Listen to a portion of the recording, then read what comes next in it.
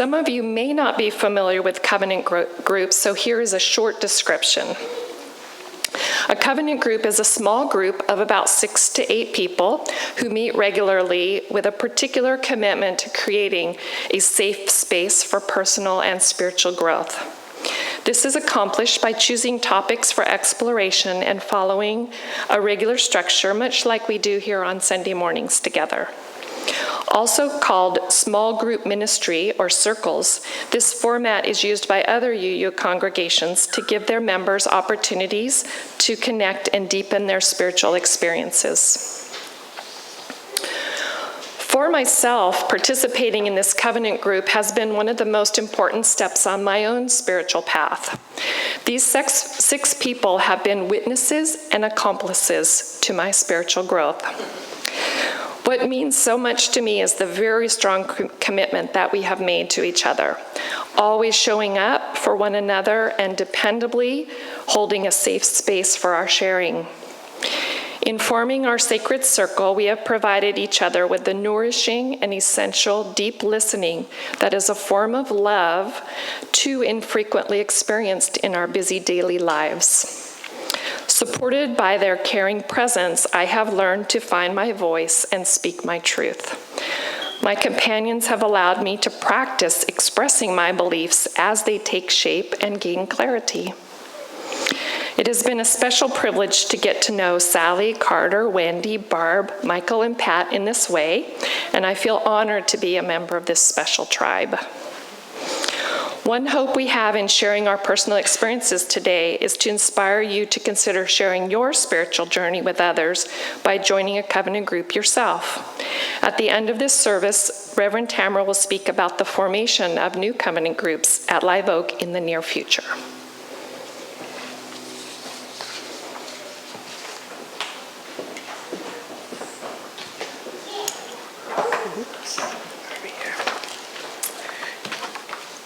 Please join me in reading the words for chalice lighting, which are printed in your order of service and also on the screens. We light our chalice as a declaration of interdependence to symbolize the light of love that binds us each to each and each to all.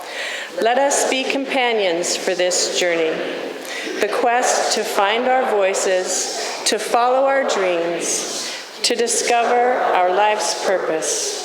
Let us walk together with open hearts and inquiring minds, breathing, listening, becoming, trusting our commitment to one another as we seek to fulfill our highest aspirations. A covenant is a sacred agreement, a declaration of how we intend to be with one another in the circle of community.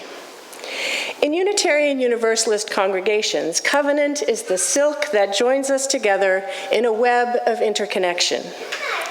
The practice of promising to walk together is the precious core of our creedless faith.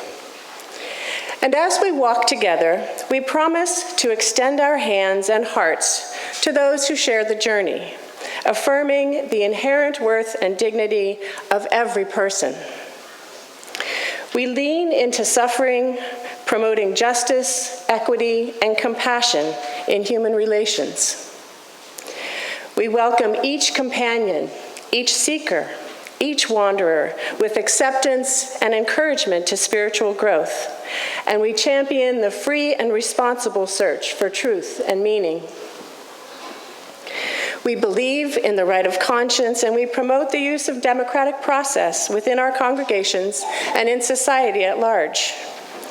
We hold sacred the goal of world community with peace, liberty, and justice for all.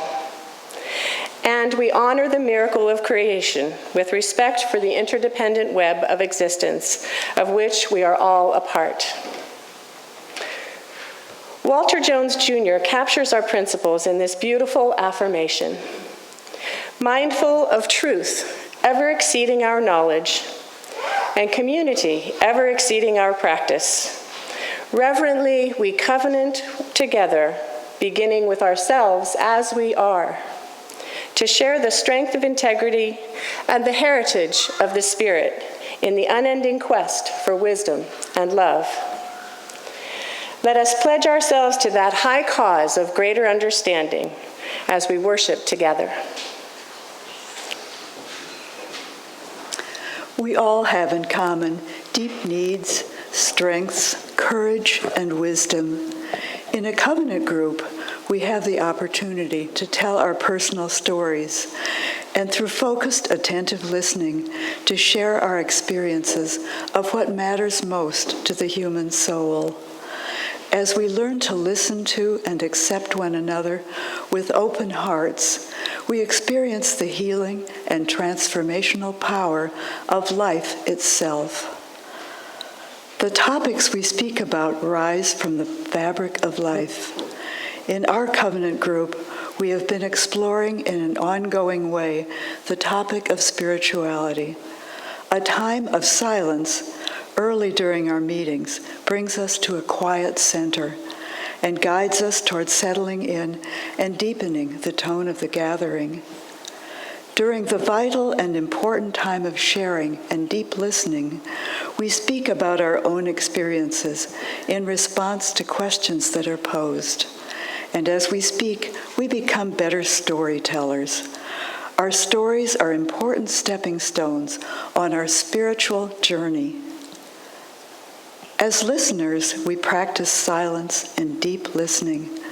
We keep an open heart for what is being shared. Listening connects both speaker and listener. Both speaker and listener deepen the importance of the story. Listening deeply takes time to learn. It has been remarked on how the silence during and after sharing is a powerful, sacred time, which becomes a deeper support than words. Some call it the fullness of silence. That's when people start to say, that's the magic of covenant groups. It is my special privilege and joy to serve as the facilitator of our covenant group. Facilitators are members of the group, taking full part in the process of sharing and listening, as well as encouraging listening and the sharings of feelings and ideas among the members of the group. My earlier years on the East Coast were spent as a musician. My life was spent putting people and music together in many different ways, as a teacher and a performer. My special passion was collaborating with people to create music. Now my passion here is exploring the question, what is spirituality? For me, this means putting people and their understanding of spirituality together in a never-ending kaleidoscope of perspectives and viewpoints, collaborating fully in the joint and ongoing process of creating new and ever wider answers to the perennial questions and concerns of our lives. As we come to a greater different individual understanding of the many facets of spirituality, we discover how this understanding can both center and fuel our lives and provide a deeper wisdom that illuminates our way. We have all grown tremendously and in amazing ways, sharing our experiences and answers to these questions. And I have begun to discover that something else is happening within the group as we share this quest and our time together. It is as if from the center of the circle, a group presence is emerging that is more wise and loving than we could ever have imagined, and we are all part of it. Let us be companions in the quest that never ceases, the inquiry into who we are and why we are here. We remind each other of our inner truths and support each other in living our beauty. What a rare experience it is to feel equally empowered to share in this quest and to be held as vital and sacred by others.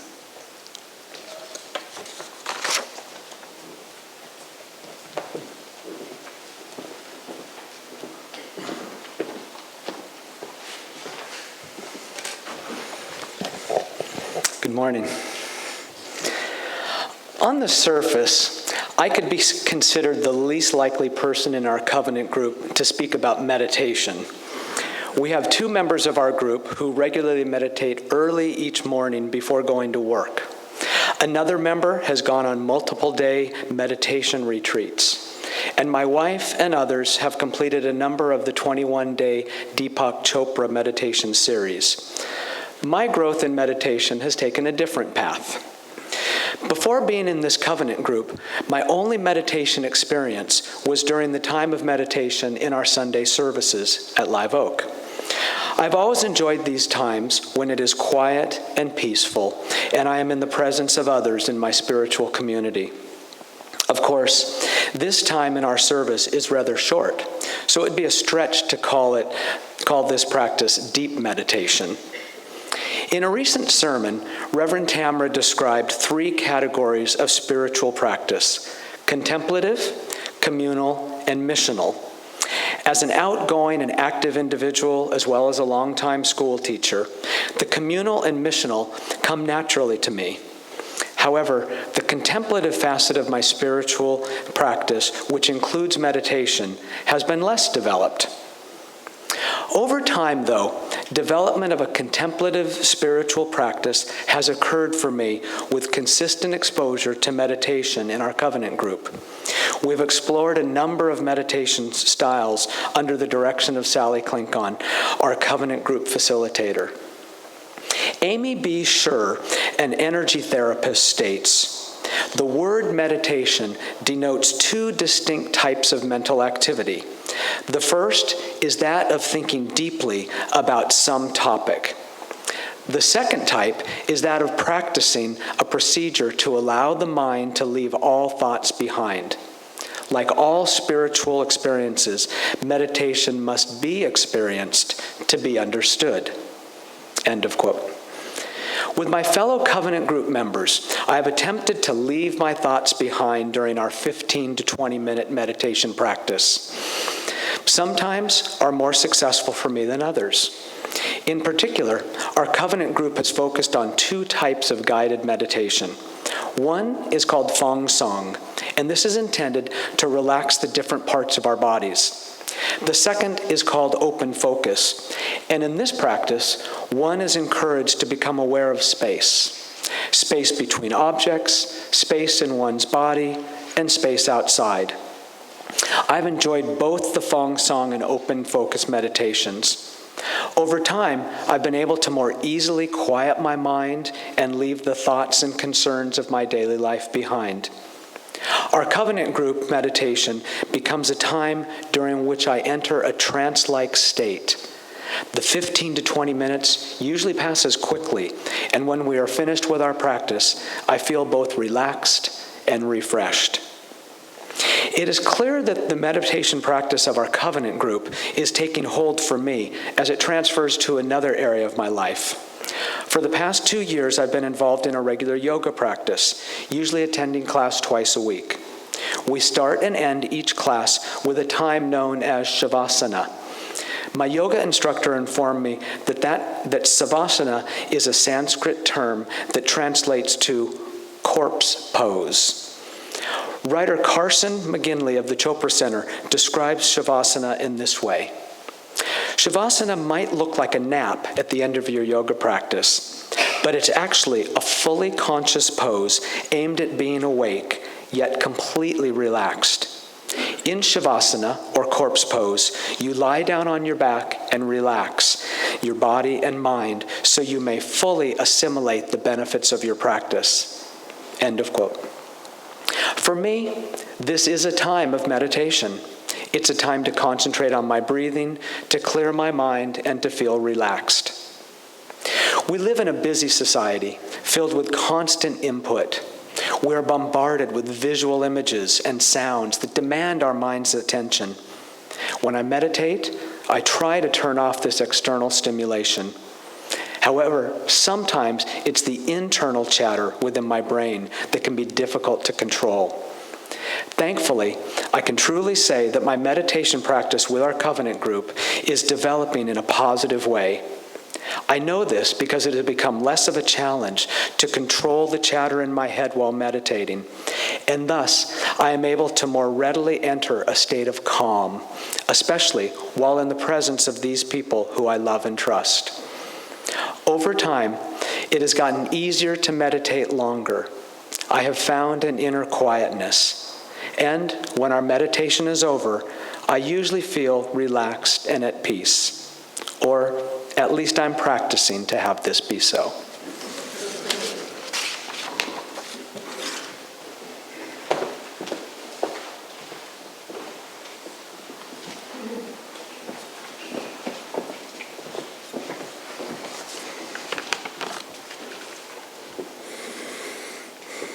This meditation is by Susan Ensweiler. Imagine yourself on a wide flowing river in a small boat. You are one little speck of being in a wide expanse of water, bordered by rocky cliffs, towering trees, and blue skies. Ahead of you are boulders and whitewater rapids, but also calm pools and sandbars for picnics.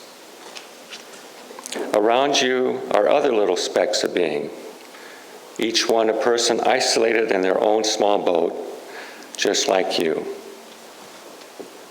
But together, all of you form a flotilla, and you will journey down the river together, guiding each other around the boulders, rescuing each other out of the white waters, enjoying the calm of the still pools and picnics on the sandbars.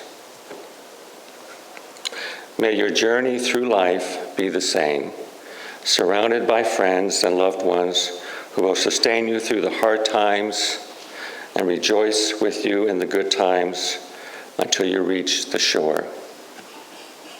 I invite you in a moment of silent meditation.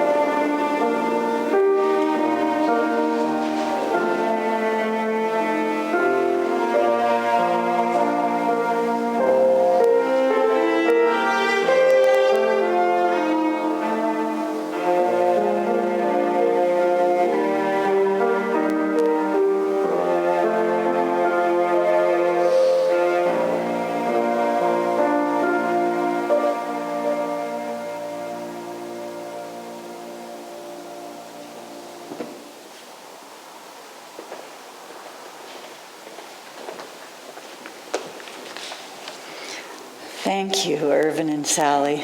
That was so beautiful. By being part of our covenant group, I have learned, like Carter's story shared, another way to listen. This quote from two Unitarian Universalist ministers, Christine Robinson and Alicia Hawkins, says it beautifully. Deep listening means listening from the heart rather than the mind or the ego. It grows of silence. We listen and breathe, holding the other in our hearts. When someone has shared deeply, our silence tells them we've given them our attention and that we are holding their story in our hearts. End of quote. Through our time together in our covenant group, I am learning to listen thoughtfully and carefully without judgment. I have felt my spiritual quotient rise increasingly with this listening and learning tool.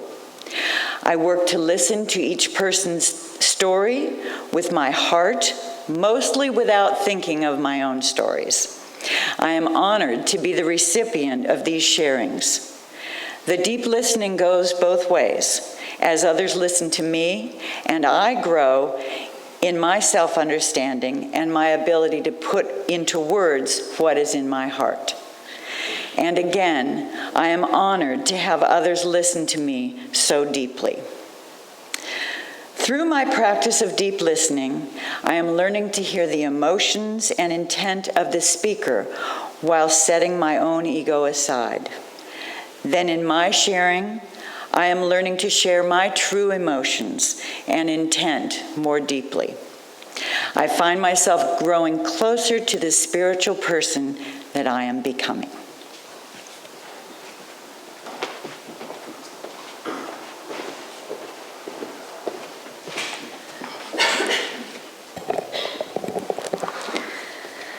Several years ago, I went to our previous minister with a problem. I had been a member of the Live Oak congregation for more than a year, but there was one thing I just couldn't understand.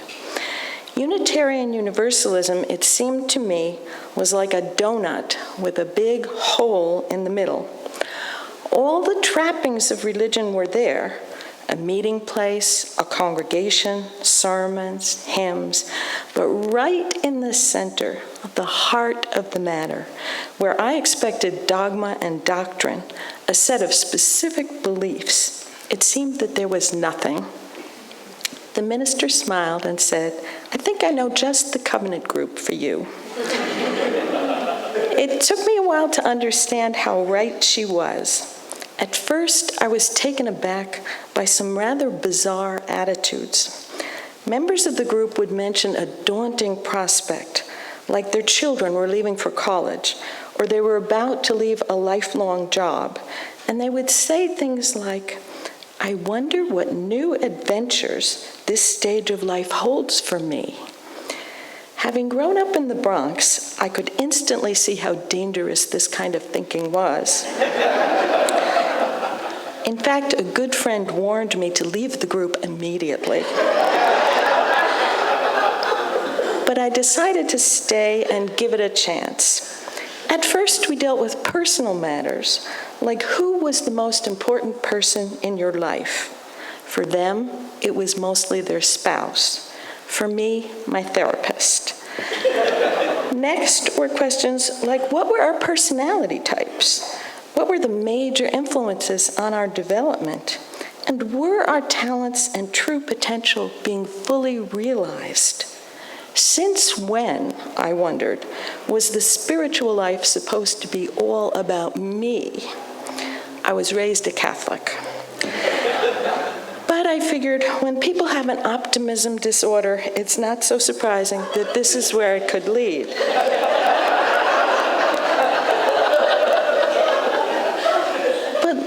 By little, I began to discern a direction.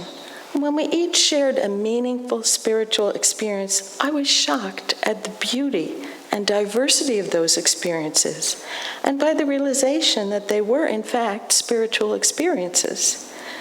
I was even more surprised to realize that I had had similar experiences without recognizing their spiritual nature. As we began to engage in various spiritual practices, like trying out different types of meditation, I could see how each person responded somewhat differently. With their different personalities, talents, and life experiences, each one was finding a unique spiritual truth. It's simple, I know, but for a former Catholic, this was revolutionary. In the end, I came to understand that it has to be all about me, because I am the only one who can find my spiritual truth. There can be no fixed dogma at the center of the donut, because each one of us is always changing, and as our understanding develops, we discover new and deeper truths. What is at the center of the donut is the quest. What a covenant group offers is guidance and companionship along the path. So now my daughter has gone off to college, and I've retired from the job I had for the last 27 years. Part of me is sure that nothing good will come of this. But thanks to my covenant group, I know that my spiritual journey will continue. And there's even a part of me that wonders what new adventures this phase of life might hold for me.